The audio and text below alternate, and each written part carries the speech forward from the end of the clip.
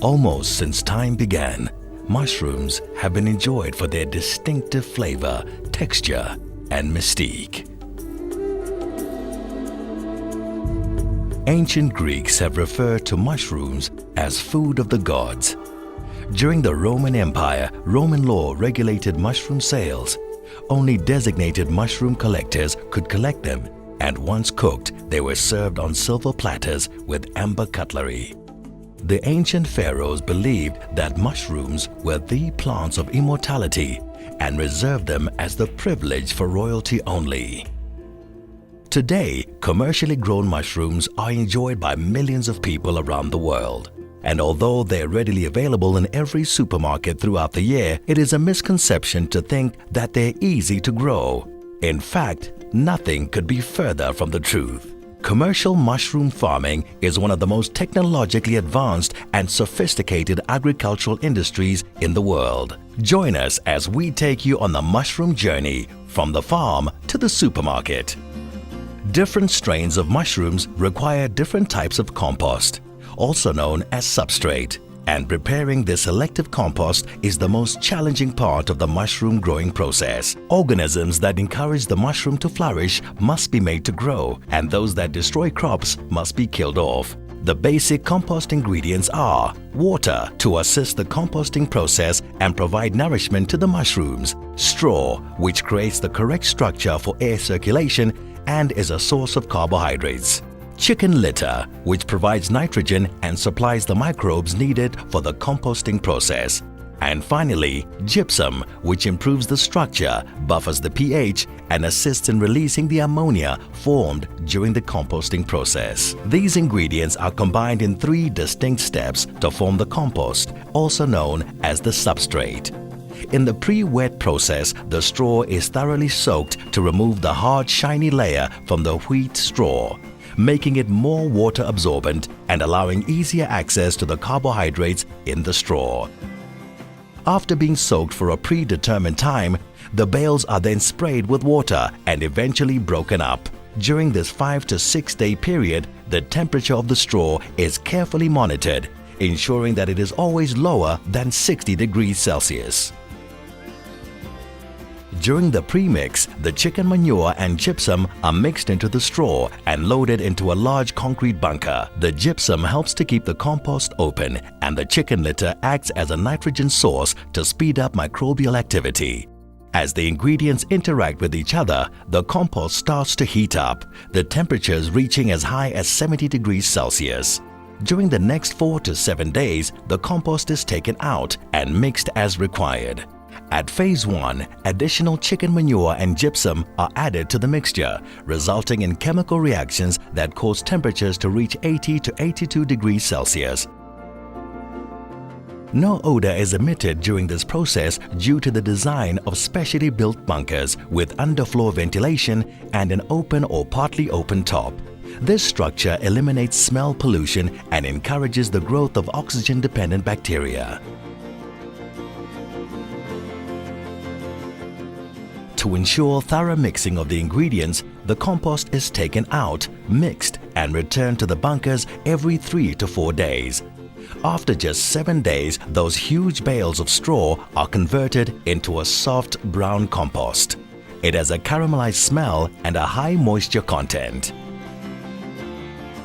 Once the compost is ready, it is transferred via a conveyor system for pasteurization, which lasts for 6 days. It is conducted under carefully controlled conditions in specifically designed tunnels with aerated plenum floors. This phase has 2 purposes. Firstly, pasteurization, to destroy unwanted fungi and pests that might steal nutrients from the good guys. Secondly, conditioning, to create specific food for the mushrooms by clearing the ammonia and freeing up the carbohydrates. This is achieved through strict climate control and ventilation. Once the compost is stable and free from ammonia, it is cooled to around 25 degrees Celsius by circulating filtered air through the material. Finally, the moment has arrived and the compost is ready to be spawned. Mushroom seeds known as spawn or mycelium are grown on sterilized grain and mixed into the compost. The spawn compost is placed back into the tunnels for incubation, which takes place in purpose-built spawn-running tunnels. These rooms are well insulated and equipped with air handling systems to maintain temperature and humidity levels and to ensure the air is dust-free.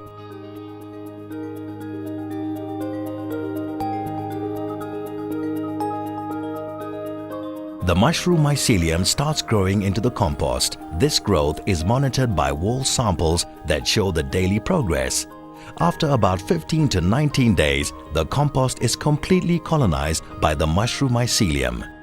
The white particles shown are the mushroom mycelium. During this time, temperatures are maintained by circulating filtered air. The humidity is kept high and is monitored to check for consistency in moisture content and the carbon dioxide concentration.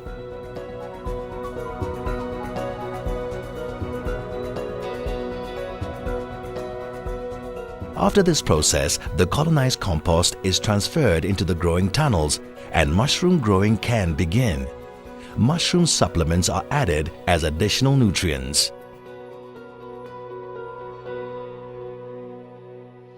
As this is often a bulk process, the colonized compost is transported to the individual farms by truck. A mixture of black peat and sugar beet lime is added to the compost. It will form the top part of the casing. In South Africa, natural peat is highly threatened, so the mushroom industry took a decision to import peat from Europe where it is abundantly available. The colonized compost is compacted together with the peat, which forms a 4 to 5 centimeter thick layer on the compost. This is called the casing layer. The casing layer has to be applied as evenly as possible, and the bed should be watered once the compost is completely covered. Frequent watering must be done in the first 5 days. The casing layer protects the compost from drying out, and as the pinheads grow towards the surface, they absorb the water and microflora from the surrounding peat and compost. Once the pinhead is greater than 5 millimeters in diameter, the watering stops. This allows the casing layer to act as a water reservoir, supplying the mushrooms with moisture during the growth phase. After 9 to 11 days, the crop is tricked into fruiting with a simulated season change. The air temperature is reduced by about 10 degrees Celsius over a 3 to 5 day period. Oxygen is introduced into the area to reduce the carbon dioxide concentration in the air.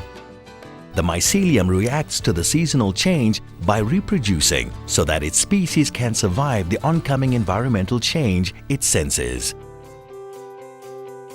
Sophisticated climate-control units allow the growers to manipulate the environment to get the results they want. Should the growers require fewer pinheads, they will use a higher temperature and higher carbon dioxide level. If more pinheads are required, then lower temperatures and lower carbon dioxide levels are used. Fruiting occurs in breaks or flushes beginning about 17 days after casing and continues at weekly intervals. Generally, 3 flushes are picked from one crop. Thereafter, the compost and casing is removed to make room for the next crop. As mushrooms are extremely delicate and easily bruised, they are picked by hand. This makes the South African mushroom industry a huge job creator. All mushrooms are individually picked and are graded as they are harvested and placed directly into the store packaging or punnets. White button mushrooms and small brown mushrooms known as portabellinis are picked at maximum size before the veil opens. The portabellas, big browns, are only harvested once the veil is fully opened. At the end of the mushroom crop, the growing room and its contents are sterilized with live steam. The compost temperature is held at 70 degrees Celsius for 8 to 12 hours, eliminating any pests that might transmit diseases to new crops on the farm.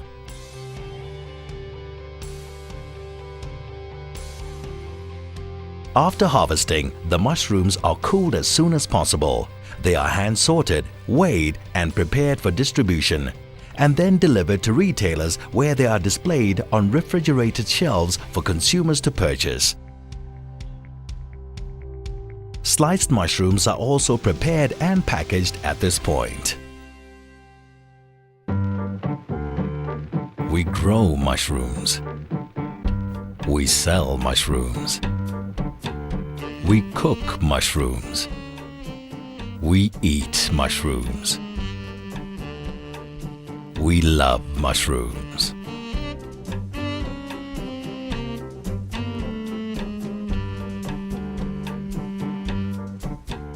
May your soils be rich and your spores be many.